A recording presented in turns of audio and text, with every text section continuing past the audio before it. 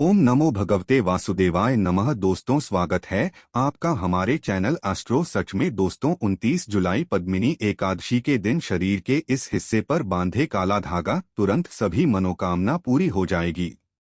दोस्तों, करीब 150 वर्षों बाद 29 जुलाई पद्मिनी एकादशी के दिन शरीर के इस भाग पर आज ही बांधे एक काला धागा भगवान विष्णु जी की कृपा से घर में धन धान्य के भंडार भर जाएंगे। अकूत धन और नव निधियों के स्वामी, धन के अधिपति कुबेर धन संपत्ति का वरदान देंगे। आपकी हर इच्छा हो जाएगी धन ऐश्वर्य सुख समृद्धि पाकर आप सफल इंसान बन जाएंगे। दोस्तों, इस बार यह एकादशी सभी के लिए काफी खास होने जा रही है, क्योंकि 150 वर्षों बाद इस एकादशी के दिन बहुत ही शुभ और दुर्लभ संयोग बन रहे हैं। दोस्तों, पद्मिनी एकादशी पर भगवान विष्णु की पूजा का विशेष महत्व होता है, और अगर आप इस एकादशी के दिन जितना जल्दी हो सके इस शुभ समय की समाप्ति से पहले शरीर में इस जगह आज ही बांधे एक काला धागा बन जाओगे मालामाल। पद्मिनी एकादशी में काला धागा बांधने से आपका भाग्य उदय हो जाएगा। आज हम आपको बताएंगे शरीर के किस अंग पर बांधे काला धागा और क्यों बांधे। लेकिन दोस्तों, अगर आप भी अपने जीवन में श्री भगवान विष्णु जी की कृपा पाना चाहते हैं तो कमेंट में जय श्री हरि और जय मां लक्ष्मी लिखना न भूलें। साथ ही वीडियो को भी लाइक कर दें और चैनल को सब्सक्राइब करना न भूलें। तो आइए अब चलते हैं उपाय की ओर। दोस्तों, आपने कई बॉलीवुड की अभिनेत्रियों को शरीर पर काला धागा बांधते हुए देखा होगा। कई बड़े उद्योगपतियों को काला धागा शरीर के विशेष हिस्से में, यहाँ तक कि अगर आप ध्यान से देखें तो हमारे प्रधानमंत्री जी के हाथों में भी आपको काला धागा बांधा हुआ दिख जाएगा। तो कहीं ये सक्सेस का महामंत्र तो नहीं है? क्या यह वह उनकी सफलता के पीछे का राज है? आखिर लोग काले धागे क्यों पहनते हैं? शायद आपने इस बारे में कभी सोचा नहीं होगा। वैसे अगर देखा जाए तो काला रंग नकारात्मक ऊर्जा को उत्पन्न करता है, और इसीलिए किसी भी पूजा पाठ शुभ कार्य में काले रंग के कपड़े नहीं पहने जाते। परंतु दोस्तों, काले वस्त्र धारण और काला धागा शरीर पर बांधना दोनों में फर्क है। आपने अक्सर देखा होगा छोटे बच्चों को नजर न लग जाए इसलिए काला टीका लगाया जाता है। तो वास्तव में काला रंग हर तरह से अशुभ नहीं है। सृष्टि में काले रंग का उज्जवल सच यही है कि उसे ईश्वर ने भी श्रेष्ठ माना है। रंग की महत्वता को तो स्वयं शक्ति की देवी मां काली बताती है। आपने भगवान विष्णु जी के अनेक मूर्तियां मंदिरों में देखी होगी। वास्तु जैसे के प्रभावशाली ग्राम काले पत्थर के रूप में विष्णु भगवान को माना गया है, किसी अन्य धातु और पत्थरों से बनी मूर्ति का नहीं है। काले रंग की गाय को कपिला गाय कहा जाता है, जिसे बहुत ही शुभ फलदायी माना जाता है। काली गाय के पैरों के नीचे की मिट्टी को अगर माथे पर लगाया जाए तो पापों से मुक्ति मिलती है। काले रंग के कुर्ते का ज्योतिष में बड़ा महत्व बताया गया है। इसे भगवान भैरव का वाहन और क्रूर ग्रहों के अभाव को दूर करने के लिए बताया गया है। तो दोस्तों, काले रंग का धागा अगर आप अपने शरीर पर धारण करते हैं तो इसकी सबसे विशेषता तो यह कि यह किसी तरह की ऊर्जा को आपके शरीर से बाहर निकालने नहीं देता। तो दोस्तों, आज की वीडियो में हम एक ऐसा असरदार उपाय बताने वाले हैं जिस आपका जीवन सकारात्मक तरीके से पूरा बदल जाएगा।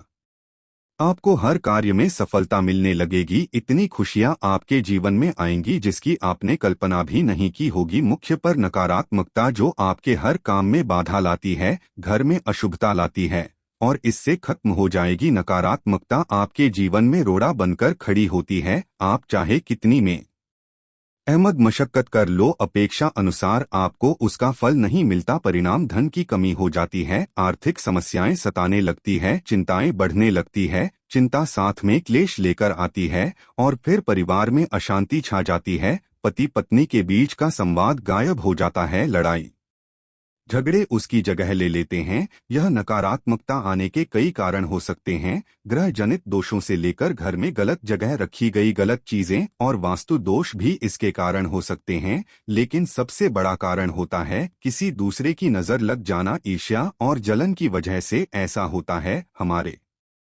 ऊपर आंख गद्दारी जाती है। ऐसी नकारात्मकता हमें अपने जीवन में कभी भी आगे बढ़ने नहीं देते, हमेशा दुख और निराशा देती है। बड़ी मेहनत और लगन के साथ हम कार्य करते जाते हैं, फिर भी पर्याप्त सफलता हमसे कोसों दूर हो जाते हैं। लेकिन आज का जो उपाय ऐसा प्रभावशाली उपाय जो आपके ऊपर कोई भी नकारात्मक शक्ति को हावी नहीं होने देगा, ग्रह जनित दोषों को दूर करेगा, उनमें सकारात्मक वातावरण भर देगा, आप अपने लक्ष्य को पा सकते हैं।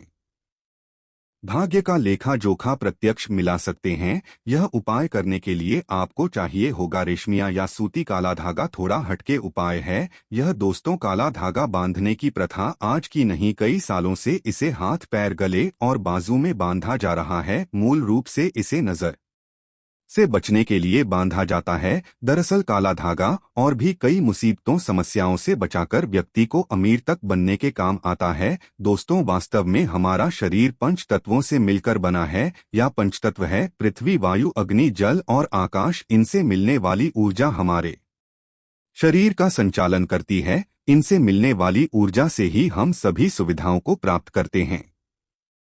जब किसी इंसान की बुरी नजर हमें लगती है, तब इन पंच तत्वों से मिलने वाली संबंधित सकारात्मक ऊर्जा हम तक नहीं पहुंच पाती। इसलिए शरीर पर काला धागा बांधा जाता है। काला रंग नजर लगाने वालों की एकाग्रता से मिलने वाली सकारात्मक ऊर्जा हम तक, यानी कि जो नकारात्मक ऊर्जा है वह हम तक नहीं पहुंच पाती और उसके नकारात्मकता को भंग कर देता है। इसलिए शरीर पर काला धागा बांधा जाता है। काला रंग नजर लगाने वाली की एकाग्रता को भंग कर देता है। इसके कारण नकारात्मक ऊर्जा आपको प्रभावित नहीं कर पाती। इसको अलग अलग तरीके से उपयोग ले सकते हैं और उसी के अनुसार आपको उतना ही लंबा धागा लेना है। यह काला धागा नकारात्मकता को अवशोषित कर लेता है। काला रंग बुराइयों को अवशोषित कर लेता है, सोख लेता है। अक्सर बड़े बुजुर्ग भी बच्चों को नजर उतारने जैसी चीजों में काला धागा पहनाया करते थे और यह आज से नहीं बल्कि पुराने कारणों से चला आ रहा है। इसी कारण अक्सर आपने देखा होगा कि घर के बड़े बुजुर्ग, जब आपके घर में कोई भी छोटा बच्चा पैदा हो तो उसे किसी की ना लगे और उसमें किसी प्रकार के तंत्र मंत्र के प्रकोप न हो तो काला टीका लगाया जाता है। शादी के समय दूल्हे दुल्हन को काला टीका लगाया जाता है। यह काला धागा सदैव, ये जो काला रंग है यह सदैव बुरी शक्तियों को दूर रखता है। तो यह काला धागा लेकर आपको किसी नजदीकी शनि मंदिर या फिर हनुमान जी के मंदिर जाना है। अगर आप शनि मंदिर जाते हैं तो शनिदेव को जो सरसों का तेल चढ़ाया जाता है उसे तेल में काले धागे को थोड़ा सा डुबो लेना है या फिर थोड़ा सा तेल उस धागे पर लगा लेना है। अगर आप हनुमान मंदिर जाते हैं तो हनुमान जी के चरणों का सिंदूर इस धागे पर आपको लगाना है और साथ ही आपको धागे में 60 गांठ लगानी है। प्रत्येक गांठ लगाते समय एक समस्या के निराकरण की विनती आपको भगवान से करनी है। तो आपके जीवन की जो बड़ी समस्याएं हैं 60 गांठ लगाते वक्त आपको भगवान को बतानी है। आपको धन संबंधी समस्याएं में जो कार्य में चैन आती है, किसी भी प्रकार की अड़चन है, संतान से जुड़ी कोई परेशानी है, कर्ज बढ़ता जा रहा है, पारिवारिक जीवन में क्लेश कला हो, हर एक समस्या को एक गांठ लगाते समय आप बोल दें इस तरह से, आप 7 समस्याओं हेतु 60 गांठ बांध है। फिर भगवान के चरणों में एक दीपक जलाकर ओम शं शनैश्चराय नमः इस मंत्र का जाप करें 21 बार। और अगर हनुमान जी के मंदिर जाते हैं तो एक बार हनुमान जी चालीसा का पाठ जरूर करें। उसके बाद जिस धागे में आपने गांठें लगाई है उस धागे को डीप के ऊपर 7 बार आप घुमा लें और फिर घुमाते समय ओम शं शनैश्चराय नमः और ओम ह हनुमते नमः इस मंत्र को 7 बार जाप करना है। फिर आपको किसी को कुछ बताना नहीं है, चुपचाप अपने घर आपको चले आना है और इसे एक रात के लिए इस धागे को अपने घर के मंदिर पूजा स्थान पर रख दें। अब इस धागे को अपने जिस भी किसी व्यक्ति के लिए आप उपाय करना चाहते हैं उस व्यक्ति के बाजू में आप यानी कि बांध दें, उसके बाजू में बांधे या फिर आप जैसे कोई बीमार पड़ा है तो उसके गले में बांधे तो निश्चित ही आपको लाभ होगा और इतना धन आएगा कि आपने सोचा भी नहीं होगा। दोस्तों, सावन के पवित्र महीने में आप एक काला धागा आप भगवान विष्णु लिंग के ऊपर जाकर रख दें। भगवान विष्णु जी के भगवान विष्णु लिंग पर आप रख दें और फिर एक लोटा जल चढ़ा दें और काले धागे को जल से भिगो दें। इसके बाद काले धागे को लेकर आए और आप अपनी तिजोरी में बांधे, अपने धन के स्थान पर बांध है।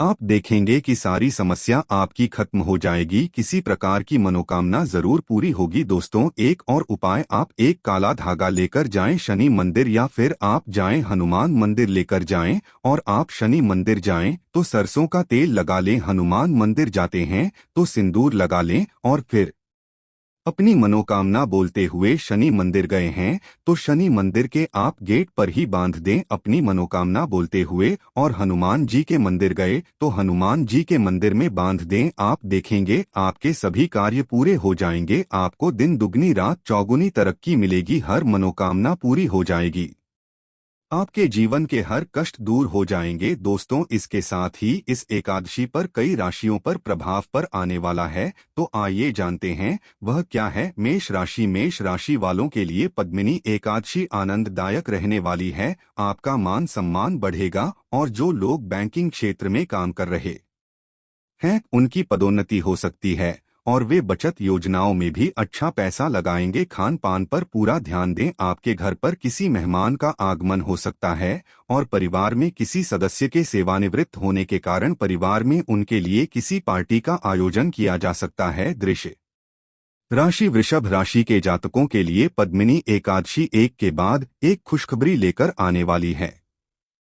आप अपने परिवार के किसी सदस्य के स्वास्थ्य को लेकर चिंतित हो सकते हैं, लेकिन आपको बच्चों के करियर पर ध्यान केंद्रित रखना चाहिए, अन्यथा समस्या होगी और आपका कोई पुराना काम लंबे समय से रुका हुआ हो सकता है। मिथुन राशि। मिथुन राशि वालों को पद्मिनी एकादशी के दिन अपनी आय और व्यय में संग तुरंत बनाए रखना होगा, अन्यथा बाद में परेशानी होगी। विदेश में रहने वाले रिश्तेदारों से फोन कॉल के जरिए आपको खुशखबरी सुनने को मिल सकती है। यदि आप किसी कानूनी मामले में आगे बढ़ते हैं तो यह आपके लिए बेहतर रहेगा और छात्रों की उच्च शिक्षा का मार्ग प्रशस्त होगा और आप अपने काम में व्यस्त रहेंगे। कर्क राशि। कर्क राशि के जातकों के लिए पद्मिनी एकादशी धन संबंधी मामलों में अच्छी रहने वाली है और कार्यक्षेत्र में आपको कोई बड़ी उपलब्धि मिल सकती है, तो यह आपके लिए बेहतर रहेगा। आर्थिक मामलों में कर्ज देने से आपको बचना होगा, अन्यथा परेशानी हो सकती है। सिंह राशि। सिंह राशि के जातकों के लिए पद्मिनी एकादशी कुछ बड़ी उपलब्धियां लेकर आने वाली है। आप विभिन्न क्षेत्रों में प्रभावशाली रहेंगे और महत्वपूर्ण प्रस्तावों को समर्थन मिलेगा। अगर आप किसी काम में ढिलाई बरतेंगे तो आगे चलकर आपको परेशानी होगी। आप किसी बड़े लक्ष्य के प्रति आरोपित रहेंगे और कार्य क्षेत्र में आपकी योग्यता के अनुरूप काम मिलने से आपकी खुशी का ठिकाना नहीं रहेगा। कन्या राशि। पद्मिनी एकादशी कन्या राशि वालों के लिए धार्मिक कार्यक्रमों में शामिल होकर शुभ कार्य करने का रहेगा। आप विभिन्न कार्यों में तेजी दिखाएंगे और नया वाहन भी खरीद सकते हैं। आज आपको सबके साथ जुड़ने में सफलता मिलेगी। परिवार के किसी सदस्य से आपको कोई अच्छी जानकारी मिल सकती है। यदि दाम्पत्य जीवन में लंबे समय से कोई बाधा चली आ रही थी तो वह भी आज दूर हो जाएगी। तुला राशि। पद्मिनी एकादशी के दिन तुला राशि के जातकों को स्वास्थ्य के प्रति सचेत रहना होगा, अन्यथा कुछ परेशानियां उत्पन्न हो सकती है। आपको अपने खानपान पर ध्यान देना चाहिए और सात्विक भोजन करना चाहिए। भावनात्मक मामलों में जल्दबाजी न करें, किसी अजनबी से मुलाकात हो सकती है। अपने निजी मामलों में समझदारी से आगे बढ़े तो आपके लिए बेहतर रहेगा। वृश्चिक राशि। वृश्चिक राशि वालों के लिए पद्मिनी आदर्श ही महत्वपूर्ण रहने वाली है। मन से रिश्ते मजबूत होंगे और निजी जीवन सुखमय रहेगा। व्यापार के मामले में अच्छा रहने वाला है। आज कोई बड़ी उपलब्धि मिलने से आप प्रसन्न रहेंगे, लेकिन सभी का सहयोग भी बना रहेगा। आपको किसी मित्र के स्वास्थ्य की चिंता हो सकती है। विद्यार्थी अपनी परीक्षाओं की तैयारी में व्यस्त रहेंगे, तभी उन्हें सफलता मिल सकेगी। धनु राशि। पद्मिनी एकादशी का अध्ययन धनु राशि के जातकों के लिए अच्छे धन लाभ का संकेत दे रहा है। आपको कोई नई संपत्ति मिल सकती है और आपको अपनी दिनचर्या बनाए रखनी चाहिए। अगर आप घर परिवार की जिम्मेदारियों से पीछे हटेंगे तो आपको नुकसान हो सकता है। आपके कुछ प्रतिस्पर्धी आप पर हावी होने की कोशिश करेंगे, जिसे आपको नजरअंदाज करना होगा। मकर राशि। मकर राशि के जातकों के लिए पद्मिनी एकादशी शुभ रहने वाली है। आपको छोटे मोटे मुनाफे के अवसरों को पहचानना होगा और उन पर अमल करना होगा और आप दोस्तों के साथ कुछ मनोरंजन कार्यक्रमों में भाग ले सकते हैं। अगर आप अपनी ऊर्जा सही काम में लगाएंगे तो आपके लिए बेहतर होगा और आपके कुछ बड़े लक्ष्य पूरे हो सकते हैं। आपको एक के बाद एक अच्छी खबरें सुनने को मिलती रहेंगी। कुंभ राशि वाले लोगों के लिए पद्मिनी एकादशी सुख सुविधाओं में वृद्धि लेकर आने वाली है और आपका यह क्षेत्र में अच्छा प्रदर्शन करेंगे और कोई भी काम समय पर पूरा करेंगे। बिजनेस के कामकाज को लेकर अगर आप किसी परेशानी का सामना कर रहे हैं तो बेहतर होगा कि आप किसी अनुभवी व्यक्ति से बात करें और कोई भी महत्वपूर्ण जानकारी लीक ना होने दें, अन्यथा कोई इसका फायदा उठा सकता है। मीन राशि के लोगों के लिए पद्मिनी एकादशी का दिन सामाजिक क्षेत्रों में काम करने वाले लोगों के लिए अच्छा रहने वाला है। निजी मामलों में आप सोच समझकर आगे बढ़े। आपकी हिम्मत बढ़ सकती है, आत्मविश्वास को बढ़ावा मिलेगा। दूर रहने वाले किसी रिश्तेदार से आपको कोई अच्छी सूचना सुनने को मिल सकती है। तो दोस्तों, अगर आपको ये खास जानकारी पसंद आई हो तो इस वीडियो को आप लाइक करके इसे अपने दोस्तों को शेयर अवश्य करिएगा।